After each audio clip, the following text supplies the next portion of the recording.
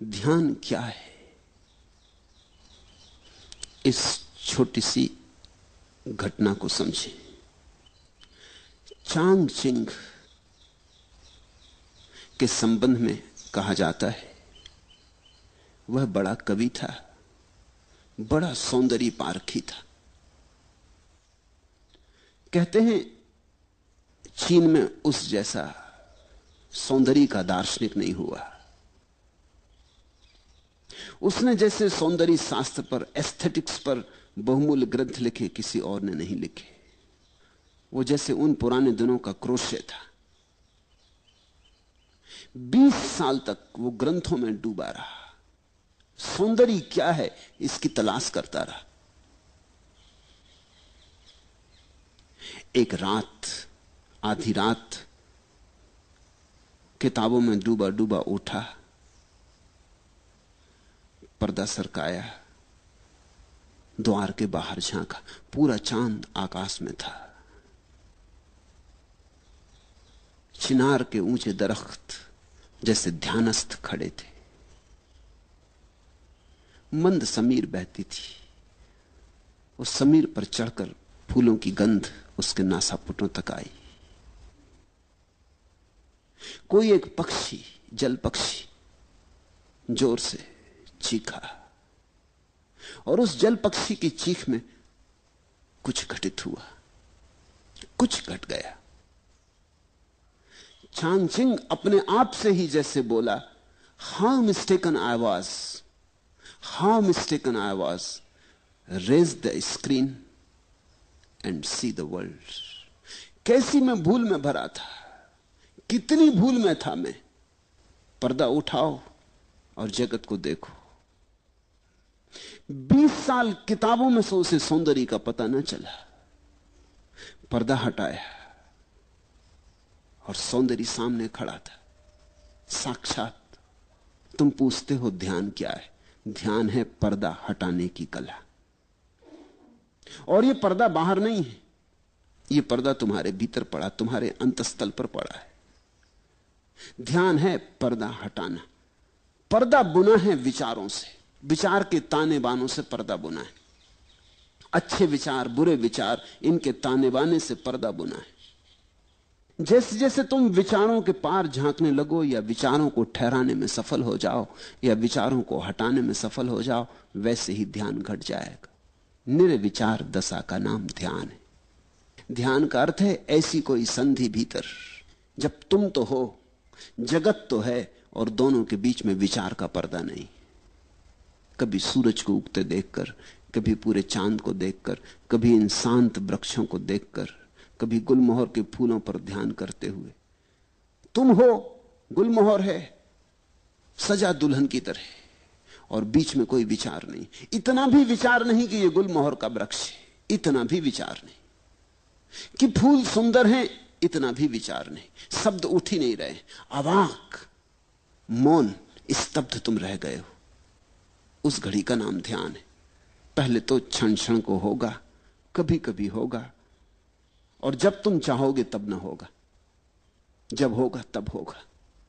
क्योंकि ये चाह की बात नहीं, चाह में तो विचार आ गया, ये तो कभी कभी होगा। इसलिए ध्यान के संबंध में एक बात ख्याल से पकड़ लेना, खूब गहरे पकड़ लेना, ये तुम्हारी चाहत से नहीं होता है। ये इतनी बड़ी बात है कि तुम्हारी चाहत से नहीं होती, ये तो कभी कभी अनायास किसी शांत क्षण में हो जाती। तो हम करें क्या? ध्यान के लिए हम करें क्या? यही शायद तुमने पूछना चाहा कि ध्यान क्या है, कैसे करें। ध्यान के लिए हम इतना ही कर सकते हैं कि अपने को शिथिल करें, दौड़ धाप से थोड़ी देर के लिए रुक जाएं, घड़ी भर को 24 घंटे में सब आपाधापी छोड़ दें। लेके तकिया निकल गए, लेट गए लान पर, टिक गए वृक्ष के साथ, आंखें बंद कर ली, पहुंच गए नदी तट पर, लेट गए रेत में, सुनने लगे नदी की कलकल। मंदिर मस्जिद जाने को मैं कह ही नहीं रहा हूं, क्योंकि पत्थरों में कहां ध्यान। तुम जीवंत प्रकृति को खोजो। इसलिए बुद्ध ने अपने शिष्यों को कहा, जंगल चले जाओ, वहां प्रकृति नाचती चारों तरफ। 24 घंटे वहां रहोगे, कितनी देर तक बचोगे? कभी ना कभी तुम्हारे बावजूद किसी क्षण में अनायास प्रकृति तुम्हें पकड़ लेगी। एक क्षण को संस्पर्श हो जाए, एक क्षण को द्वार खुल जाए, एक क्षण को पर्दा हट जाए, तो ध्यान का पहला अनुभव हुआ। और पहले अनुभव के बाद फिर अनुभव आसान हो जाते। आसान इसलिए हो जाते कि तब तुम्हें एक बात समझ में आ जाती कि सीधे सीधे ध्यान को पाने का कोई उपाय नहीं, परोक्ष मार्ग है। तुम शिथिल रहो, आहिस्ता से चलो, आपाधापी छोड़ो। 1 घंटे के लिए कम से कम 24 घंटे में लीन हो जाओ प्रकृति में। संगीत सुनो कि पक्षियों के गीत सुनो। कुछ न हो करने को आंख बंद कर लो, अपनी सांस सुनो। बुद्ध ने तो इस पर बहुत जोर दिया, अपनी सांस को ही देखते रहो, आई गई आई गई। इसकी माला बना लो, इससे बेहतर कोई माला नहीं। हाथ में माला लेके फेरोगे वो तो बहुत जड़ माला है। यहां जीवित श्वास चल रही, श्वास की माला फेरी जा रही। श्वास भीतर आई बाहर गई, श्वास भीतर आई बाहर गई। ये जो भीतर चक्र चल रहा है मंडल श्वास का, इसको ही देखते रहो शांत मौन से। इस पर ही टकटकी बांधे रहो और तुम हैरान हो जाओगे। किसी बहुमूल्य मुहूर्त में कभी ताल बैठ जाता है, अचानक सब एक हो जाता है। तुम मिट गए, संसार मिट गया। पहले पहले तो क्षण भर को ऐसी झलकें आएंगी, खो जाएंगी। जब खो जाएं तो फिर उनकी तीव्रता से आकांक्षा मत करना, अन्यथा वे कभी ना आएंगी। जब खो जाएं तो कहना ठीक, अब जब फिर दोबारा आएंगी फिर भोगेंगे। मगर उनके आने के लिए द्वार दरवाजे खुले रखना। ऐसा ही समझो कि सूरज बाहर निकला है, तुम अपने कमरे में दरवाजा बंद किए बैठे हो, रोशनी भीतर नहीं आती। अब सूरज को कोई गट्ठर में बांध के भीतर लाने का उपाय भी तो नहीं। सूरज की किरणों को कोई गाय बैल जैसा हाँक के भीतर लाने का उपाय भी तो नहीं। क्या करोगे? दरवाजा खोल दो, सूरज की किरणें अपने से भीतर आ जाती। कभी कभी रात होगी और नहीं आएंगी क्योंकि सूरज नहीं है। कभी कभी दिन होगा और आएंगी क्योंकि सूरज है।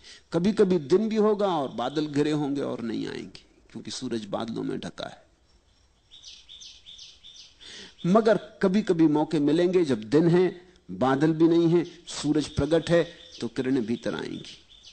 तुम ज्यादा से ज्यादा बाधा ना दो, बस इतना ही काफी है। मेरी बात को ख्याल में ले लेना। ध्यान को सीधा सीधा नहीं किया जाता, बाधा ना दो। इसलिए तो मैं कहता हूं नाचो गाओ। नाचने और गाने में तुम लीन हो जाओ। अचानक तुम पाओगे हवा की झोंके की तरह ध्यान आया, तुम्हें नहा गया, तुम्हारा रोआ रोआ पुलकित कर गया, ताजा कर गया। धीरे धीरे तुम समझने लगोगे इस कला को। ध्यान का कोई विज्ञान नहीं है, कला है। धीरे धीरे तुम समझने लगोगे कि किस घड़ियों में ध्यान घटता है। उन घड़ियों में मैं कैसे अपने को खुला छोड़ दूं। जैसे ही तुम इतनी सी बात सीख गए, तुम्हारे हाथ में कुंजी आ गई। इसे इस तरह प्रयोग करो।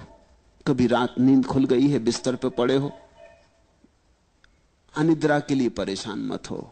इस मौके को मत खो। ये शुभ घड़ी, सारा जगत सोया, पत्नी बच्चे सब सोए, तुम्हें मौका मिल गया। बैठ जाओ अपने बिस्तर में, रात के सन्नाटे को सुनो। ये बोलते हुए झींगर, ये रात की चुप्पी, ये सारा जगत सोया हुआ, सारा कोलाहल बंद। जरा सुन लो इसे शांति से। ये शांति तुम्हारे भीतर भी शांति को झंकारेगी। ये बाहर गूंजती हुई शांति तुम्हारे भीतर हृदय में भी गूंज पैदा करेगी, प्रतिध्वनि पैदा करेगी। जब सारा घर और सारी दुनिया सोई हो तो आधी रात चुपचाप अपने बिस्तर में बैठ जाने से ज्यादा शुभ घड़ी ध्यान के लिए खोजनी कठिन है। लेकिन मैं ये नहीं कह रहा हूं कि तुम आधी रात अलार्म भर के बैठ जाओ, कभी नहीं, तो धोखा हो जाएगा। तुमने अगर इसको कोई नियम बना लिया कि अलार्म भर के 2 बजे रात उठ के बैठ जाएंगे, फिर सब गड़बड़ हो जाएगी। ध्यान तुम्हारे खींचे खींचे नहीं आता। ध्यान इतनी नाजुक बात है तुम बुलाते हो तो संकोच से भर जाता, आते ही नहीं। बड़ी नाजुक दुल्हन है ध्यान। तुम जोर जबरदस्ती मत करना, नहीं तो बलात्कार हो जाएगा। बहुत धीरे धीरे फुसलाना पड़ता।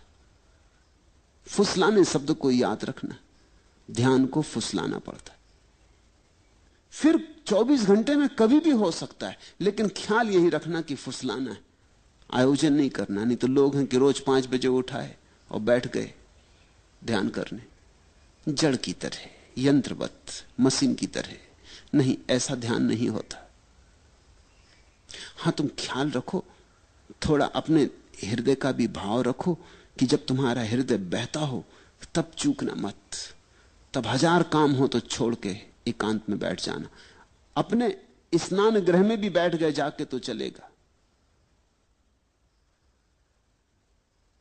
लेकिन जब तुम्हें लगे कि हां अभी भीतर घड़ी आती मालूम पड़ती, विचार कुछ कम है, तनाव कुछ कम है, मन कुछ प्रफुल्लित है, आनंदित है, ये घड़ी है। लोग अक्सर उल्टा करते, जब उनका मन दुखी होता तब ध्यान करते हैं। लोग दुख में भगवान को याद करते। ये तो जब उल्टी हवा बह रही तब बहुत कठिन हो जाएगा।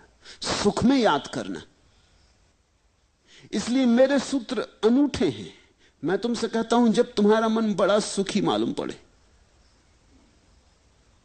कोई मित्र घर आया है, बहुत दिनों बाद मिले, गले लगे, गपशप हुई है, मन ताजा है, हल्का है, खूब प्रसन्न हो तुम, इस मौके को छोड़ना मत। बैठ जाना एकांत में। इस घड़ी में सुख का सुर बज रहा है, परमात्मा बहुत करीब है। सुख का अर्थ ही होता है जब तुम्हारे जाने अनजाने परमात्मा करीब होता है, चाहे जानो चाहे ना जानो। सुख जब तुम्हारे भीतर बजता है तो उसका अर्थ हुआ कि परमात्मा तुमसे बहुत करीब आ गया। तुम किसी अनजाने मार्ग से घूमते घूमते परमात्मा के पास पहुंच गए हो। मंदिर करीब है, इसलिए सुख बज रहा है। इस घड़ी को चूकना मत। इस घड़ी में तो जल्दी से खोजना, कहीं किनारे पर ही हाथ के बढ़ाने से ही मंदिर का द्वार मिल जाएगा। लेकिन लोग दुख में याद करते, सुख में भूल जाते। दुख में तुम मंदिर से बहुत दूर पड़ गए हो, अनंत दूरी है। दुख में तो भरोसे नहीं आता कि ईश्वर हो भी सकता है। दुख में कहां भरोसा आ सकता है। दुख में तो ऐसा लगता है संसार में कोई नहीं है। दुख में तो ऐसा लगता है कि ये कोई शैतान चला रहा है संसार को, कोई दुष्ट। दुख में तो ऐसा लगता है कि समाप्त कर लो अपने को। न कोई कृतज्ञता, न कोई धन्यवाद का भाव उठता। दुख में कैसे उठे? लेकिन लोग दुख में मंदिर जाते, मस्जिद जाते, भगवान को याद करते, प्रार्थना करते और सुख में भूल जाते। और मैं तुमसे कहता हूं, सुख में ही घटता है। सुख के क्षण में ही तुम करीब से करीब होते हो।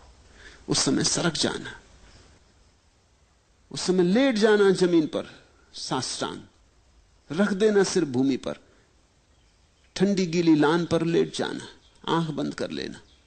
उस क्षण सोच लेना अपने को कि मिल रहे पृथ्वी के साथ, एक हो रहे पृथ्वी के साथ। और तुम पाओगे कभी कभी